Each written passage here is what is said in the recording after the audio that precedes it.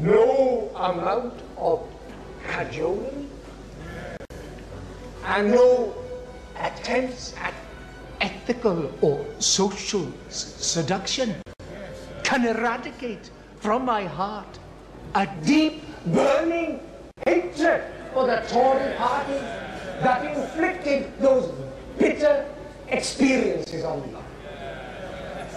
So far as I am concerned, they are lower than vermin.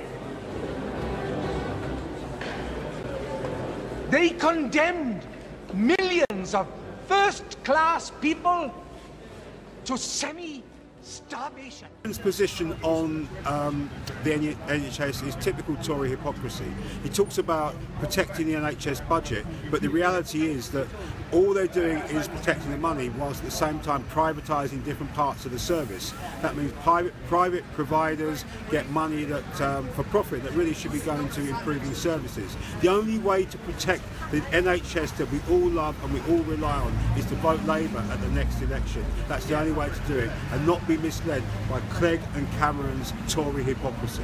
What I had in mind when we organised the National Health Service in 1946 to 1958, and remember when we did it, you know, you younger ones, this is immediately after the end of the Second World War, when we were asked, Sir Winston Churchill then said, a bankrupt nation.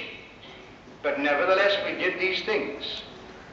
And there is nowhere in any nation in the world, communist or capitalist, any health service to compare with it. Now, the National Health Service had two main principles underlining it.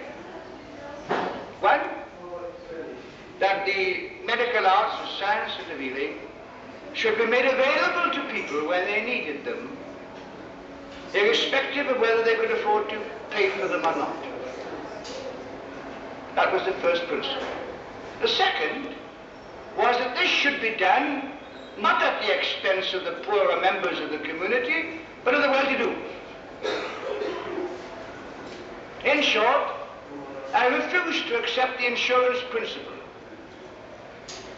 I refuse to accept the principle that the National Health Service should be paid by contributions. I refuse to accept that. I refuse to accept it because I thought it was nonsense. If you hadn't fully paid up, you couldn't have a second-class operation because your card wasn't full of stamps, did you?